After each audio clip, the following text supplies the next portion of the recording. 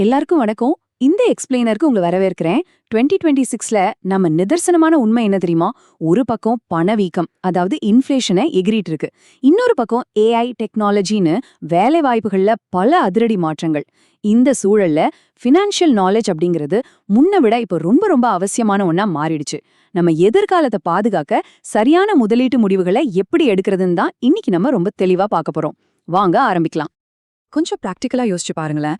வெறும் ஒரு 30 second reel பார்த்தோ இல்ல ஒரு ஷார்ட்ஸ் வீடியோ பார்த்தோ கூட்டு வட்டி, அதாவது கம்பவுண்ட் இன்ட்ரெஸ்ட் எப்படி வேலை செய்யுதுன்னு முழுசா கத்துக்க முடியுமா? கண்டிப்பா முடியாது. இன்னைக்கு நிறைய பேர் பண்ற பெரிய தப்பு என்னன்னா, சோஷியல் மீடியா இன்ஃப்ளூயன்சர்ஸ் சொல்றதையோ இல்ல வாட்ஸ்அப் ஃபார்வர்டுகளையோ வச்சு முதலீடு செய்ய நினைக்கிறது தான். ஆனா ஆழமான ஒரு ஸ்ட்ரக்சர்டான புரிதல் முதலீட்டுக்கு ரொம்பவே முக்கியம். சரி, இப்ப நாம விஷயத்துக்கு வருவோம். ஆரம்ப நிலையில இருக்கிற ஒருத்தர், அதாவது ஜீரோல இருந்து தொடங்குறப்ப மைண்ட்ல வர முதல் கேள்வி இதுதான்: நான் உண்மையில் எங்கிருந்துப்பா என் முதலீட்டை ஆரம்பிக்கிறது? உங்களுக்கு முன்னாடி எந்த பாதை சரியானதுன்னு ஒரு பெரிய குழப்பம் இருக்கும் இல்லையா? அதனால தான் இத நாம ரொம்ப சிஸ்டமேட்டிக்கா அப்ரோச் பண்ண போறோம். இன்னைக்கு நம்ம அஜெண்டா இதுதான். முதலில் 2026இல் முதலீட்டு நிலை, அப்புறம் முதல் பாதையான நேரடி பங்குகள், அடுத்த இரண்டாவது பாதையான மியூச்சுவல் ஃபண்டுகள், இந்த ரெண்டுக்குமான ஒப்பீடு, பாதுகாப்பிற்கான செபி விதிமுறைகள் மற்றும் இறுதியா உங்க பயணத்தை எப்படி தொடங்குறது, இதையெல்லாம் ஒன்னு பின்னாடி ஒன்னா பார்த்துடலாம். சரி, நாம இப்போ முதல் பாதுக்குள்ள நுழையலாம். அதுதான் நேரடி பங்குகள், அதாவது டைரக்ட் ஈக்விட்டி. ஈக்விட்டி அல்லது பங்குகள்னா என்ன? சிம்பிளா சொல்லணும்னா, ஒரு கம்பெனியோட ஒரு சிறு பகுதியை நீங்க வாங்குறீங்க. அதாவது அந்த கம்பெனியோட ஓனர்ல நீங்களும் ஒருத்தர். அதனால அந்த கம்பெனி பெரிய லாபம் சம்பாதிச்சா உங்களுக்கும் நேரடி லாபம் கிடைக்கும். அதே சமயம் கம்பெனி சரிவை சந்திச்சா அந்த நஷ்டத்திலையும் உங்களுக்கு பங்கு இருக்கும். இதுல வருமானம் அதிகம் கிடைக்க வாய்ப்பு இருந்தாலும் இது ரொம்பவே டைனமிக்கான, கொஞ்சம் ரிஸ்க் அதிகமான பாதைதாங்க.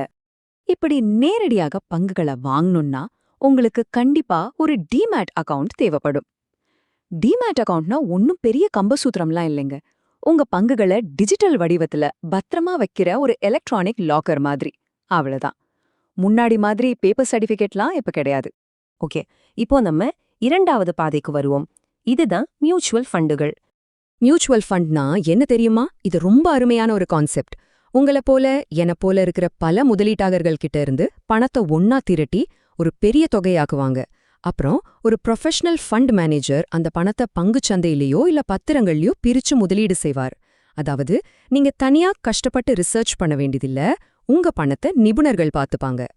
இந்த விஷயம் எவ்வளவு அருமையா வேலை செய்யுதுன்னு விளக்க இந்த சைக்கிள் ரொம்பவே உதவும். பாருங்க, முதலீட்டாளர்கள் பணத்தை ஒன்னா போடுறாங்க, ஃபண்ட் மேனேஜர் அதை பல இடங்கள்ல இன்வெஸ்ட் பண்றார், அதுல இருந்து வர லாபம் திரும்பவும் முதலீட்டாளர்கள் கைக்கே வந்து சேருது. இது ஒரு சூப்பரான சுழற்சி இல்லையா? சரி, இப்போ இந்த நேரடி பங்குகளுக்கும் மியூச்சுவல் ஃபண்டுகளுக்கும் என்னதான் வித்தியாசம்? ரெண்டையும் கொஞ்சம் ஒப்பிட்டு பார்த்துடலாம். நேரடி பங்குகள்ல பாத்தீங்கன்னா ஃபுல் கண்ட்ரோல் உங்ககிட்ட தான் இருக்கும். எந்த பங்க வாங்குறது, எப்போ விக்கிறதுன்னு நீங்களே சுயமாக முடிவெடுக்கணும். உங்க பணம் ஓரிரு கம்பெனிகள்ல மட்டும் இருக்கிறதால ரிஸ்க் கொஞ்சம் அதிகம். ஒவ்வொரு முறை வாங்கும் போதும் விற்கும் போதும் டிரான்சாக்ஷன் செலவுகளும் அதிகமாகும். ஆனா மியூச்சுவல் ஃபண்டுகள்ல தொழில்முறை நிபுணர்கள் அதை மேனேஜ் பண்றாங்க. உங்க பணம் ஒரே இடத்துல இல்லாம பல கம்பெனிகள்ல உடனடியாக பிரிச்சு போடப்படுறதால முதலீட்டு ரிஸ்க் ரொம்பவே குறையுது.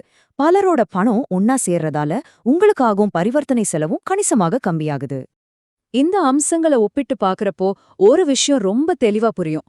பங்குச்சந்தைக்கு புதுசா வர்றவங்களுக்கு மியூச்சுவல் ஃபண்டுகள் ஒரு சூப்பரான என்ட்ரி பாயிண்ட். ஏன்னா நீங்க தினமுமே மார்க்கெட் நிலவரத்தை பார்த்துக்கிட்டே இருக்க வேண்டியதில்ல. சந்தையில ஏற்படுற அதிகப்படியான ஏற்ற இறக்கங்களை பார்த்து பேனிக்காகவும் தேவையில்ல. ஒரு சின்ன முதலீட்டுல எந்த பிரஷரும் இல்லாம ரொம்ப சுலபமா உங்க முதலீட்டை இதுல தொடங்கலாம். புதுசா முதலீடு பண்றவங்களுக்கு மனசுல வர பெரிய பயமே என் பணம் காணாம போயிடுமா அப்படிங்கிறது தான். இங்கதான் செபியோட பாதுகாப்பு வலையமைப்பு உள்ள வருது. இந்தியாவுல நம்ம முதலீடாளர்களை பாதுகாக்கவே செபி அப்படிங்கிற ஒரு அமைப்பு ரொம்ப ஸ்ட்ரிக்டா வேலை செஞ்சுட்டு இருக்காங்க. எல்லா மியூச்சுவல் ஃபண்டு திட்டங்களும் இவங்க கிட்ட கண்டிப்பா பதிவு செய்யப்பட்டு இருக்கணும். நீங்க கொடுக்கற பணம் ஃபண்டு கம்பெனியோட சொந்த பணத்தோட கலக்கப்படாது.